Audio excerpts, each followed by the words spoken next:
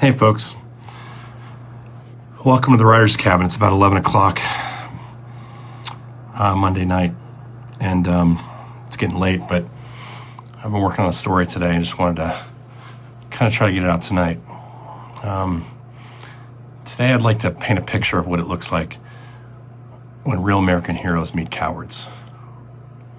I'm Jeff Newton, a former producer at 60 Minutes and a former senior producer at both Vice on HBO and National Geographic Television. I'd like to start off by telling you three stories. They're short. Most Americans hadn't heard about them till today. Three men, three different wars. Their actions were honored today at the White House with medals of honor. First one, Command Sergeant Major Terry Richardson. On September 14th, 1968, Richardson was a staff sergeant on a reconnaissance mission on Hill 222 in the vicinity of Lac Ninh, Vietnam, when his unit came under fire from the North Vietnamese Army. It started with heavy machine gun fire, and not long after the attack began, he rescued 3 American soldiers. They were wounded. But quickly, he realized his unit was surrounded, and the only way for them to live was for him to climb himself up a hill under unrelenting enemy fire, where his radio had a signal and he had a chance to get messages out and call in close air support. He realized the urgency of the moment. 80 lives were at stake. When he reached the top, Richardson discovered he was in part of an enemy encampment, but he began work on calling in planes to his position, dumping bombs on the enemies that were positioned nearby. There he remained for 8 hours, directing airstrikes after airstrikes, even after being wounded by a sniper during the first hour of fighting. The airstrikes Richardson called in during that long, lonely battle eventually forced the enemy to retreat. When he was eventually found by other U.S. forces, he declined medical evacuation so he could remain with his troops. His eardrums had been blown out. When he was found, his leg and foot were mangled. Trump said today that he was barely alive. His actions that day saved more than 80 American lives, his fellow soldiers. Story number 2, Staff Sergeant Michael Aulis. Aulis is a soldier from the 10th Mountain Division. He'd been posted to Forward Operating Base Ghazni in Afghanistan's Ghazni province. For some reference, Ghazni is about an hour and a half outside of Kabul, so it's pretty close to the capital. This was August 28th, 2013, when the base was breached by a car bomb. The explosion allowed about 10 enemy fighters wearing suicide vests to make their way inside the outer wall. During the attack, insurgent fighters pelted the base with mortars and RPGs. According to Aulis's medal citation, he accounted for his soldiers and then checked for casualties before running toward the enemy assault. He linked up with a Polish army officer named Karol Siapika along the way to the base's outer perimeter. The two then moved toward the attackers and began to engage them. Aulis hadn't even had time to put on his flak vest or his Kevlar helmet. He only had his rifle and 1 magazine. While fighting along the perimeter of the forward operating base, it's what they call a FOB, an insurgent came around a corner and immediately engaged them with small arms fire.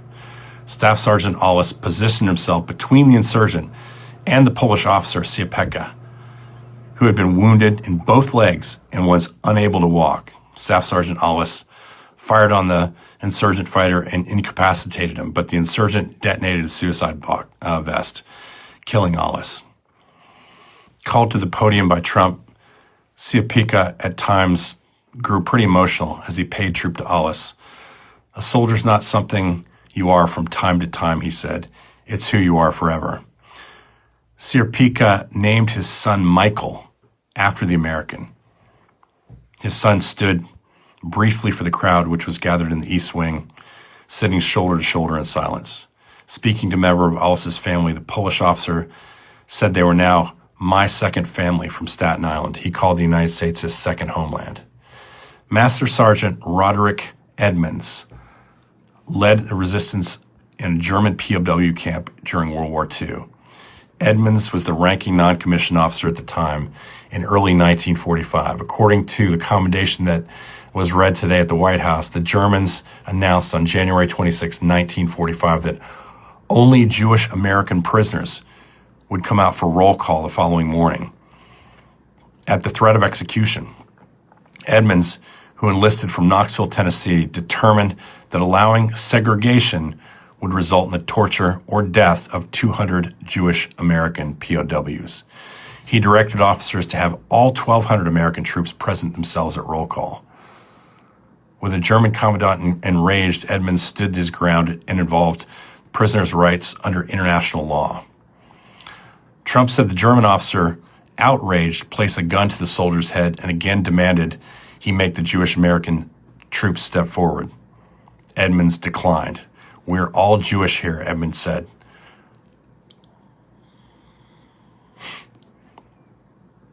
The German officer relented and made no further efforts to identify the Jewish American soldiers. Weeks later, Allied forces advanced towards the camp. The Germans running the camp ordered the POWs to line up for evacuation in trucks arriving at the prison. Edmonds called for the POWs to go to their formation and then initiated a plan to break formation and run back into their quarters, resisting the German troops to the end. The German forces eventually retreated, leaving the POWs behind. Without regard for his own life, Master Sergeant Edmonds gallantly led his prisoners in a relentless pursuit of opposition and resistance, forcing the Germans to abandon the camp, leaving the 1,200 American prisoners behind, the White House remarks said. Edmonds' son, Chris, accepted the medal from Trump on his father's behalf. I've got two reasons tonight for this post. One, as a person who's seen his fair share of combat, I've always sort of been in awe of what the men and women will unselfishly do to help their fellow service members. I have a hardback book of Medal of Honor winners in my home library, and each of their stories is a tearjerker. I never was a big fan of comic book heroes. And if you read the stories of those awarded the Medal of Honor, you know who the real superheroes are. Often they're regular troops who rise to the occasion in the moment of the greatest need. That single man who steps forward outside the bounds of any good sense. The country couldn't begin to pay them back for their bravery and sacrifice. Often those who win the Medal of Honor die during the heroic actions. And often they know the stakes before making the decision to leap, but they leap anyways. Two Delta Force soldiers from the 1993 Black Hawk Down mission always come to mind for me. The Battle of Mogadishu was a terrible day for the U.S. military. We all remember it. The mission was hastily planned, the objective of capturing the Somali warlord, Mohammed Farid Aidid. It went sideways. Two American Black Hawk helicopters were shot down early in the phase of the mission. Staff Sergeant Randy Shugart and Master Sergeant Gary Gordon. These guys were Delta Force guys, and they were circling overhead in an observer position. They asked several times to the general in charge of the mission, General Garrison, if they could be inserted to go help rescue the pilot who was down on the ground. And they were told several times, no, they can't do that. And they continued to insist, and finally Garrison relented, and they put these guys down on the ground. And the two of them moved closer to where this downed pilot was and helped put him in a position where he could get out of line of fire and around the Somalis. And they fought to their last round before they were eventually killed by a mob of Somalis, leaving the pilot there by himself. I mean, they knew what they were getting into and they went anyways.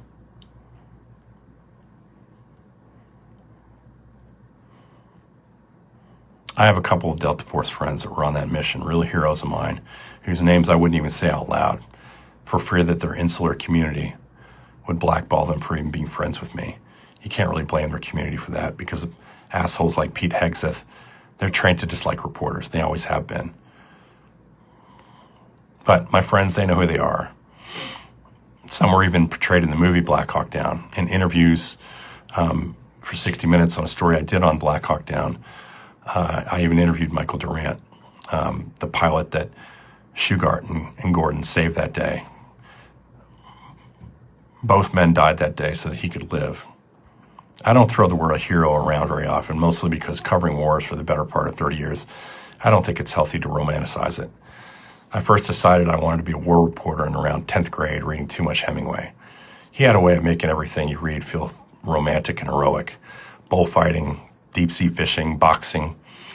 Even romance seemed as brave as it is romantic when it comes from the page that he pens. But on the first day of my first war, crossing my first front line, I about shit my pants. And in the first 24 hours, I was crying like a baby because of a genuine fear. That was in 1993 or 1994 in Bosnia. How I managed to do it for 30 years still amazes me, but I think it wasn't so much that it was my calling, but because I figured I was pretty good at it and not much good at anything else. As we listen to the hero stories today of these warriors, I couldn't help but think about Pete Hegseth and the man passing out the blue ribbon medals, Donald Trump. You can always tell the guys who have never been in real combat before. They puff their chests out. They stand behind real heroes, hoping that the honor will somehow rub off on them. And it doesn't. Pete Hegseth sat in the White House ceremony today like he could relate to these men, a National Guard major, mid-grade officer, who parlayed his job at Fox News into the most important military job in the world. Department of Defense wasn't good enough title for him, so he and his boss, they renamed it the Department of War. It won't last long. I'm certain the next president and person in that position, if they're a Democrat, will come and return the name of the department to its rightful title, the Department of Defense.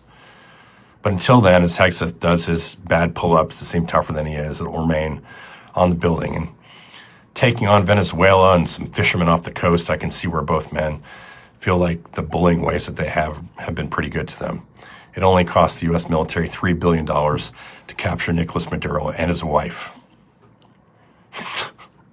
So, bolstered by his recent American victory in South America, this mid-grade officer and his commander-in-chief decided to take on Iran 3 days ago. Word from the president was they tried real hard to get a nuclear deal with Iran, but the Iranians weren't playing ball. Remember, we had a nuclear deal with Iran until Trump blew it up in his first term. But this time, the negotiations were going swimmingly. From the Iranian side, they had given up concessions, but Trump said today, they just weren't going to make a deal, and we just had to do it the hard way. You wonder why the Iranians didn't want to make a deal with them, They send in Jared Kushner, the Jewish-born American son-in-law, leading the negotiations for America. Muslim leaders really love taking ultimatums from Jews, barely old enough to shave.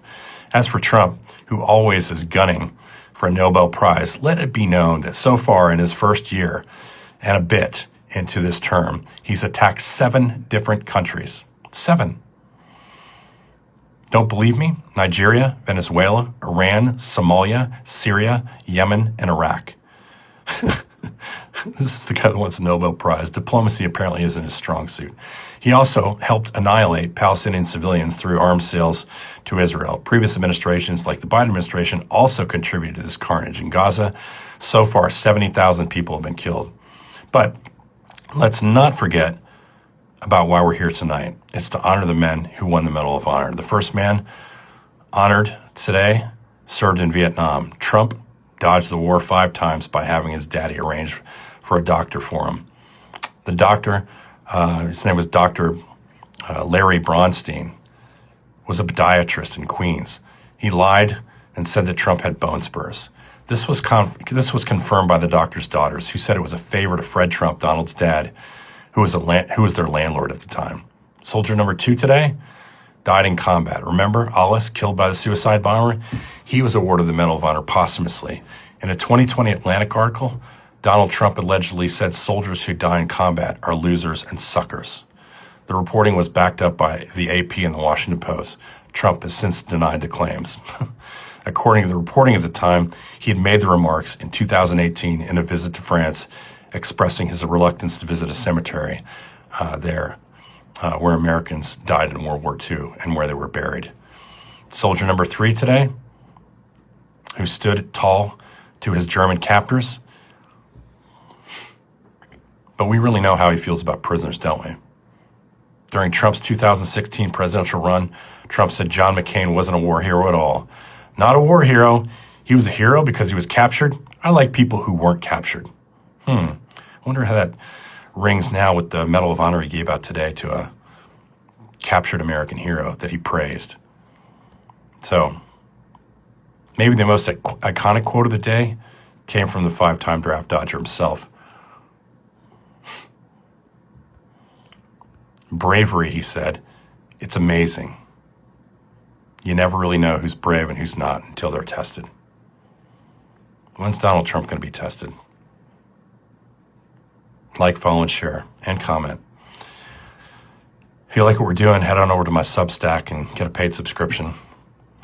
Thanks, Misfits. Have a good night.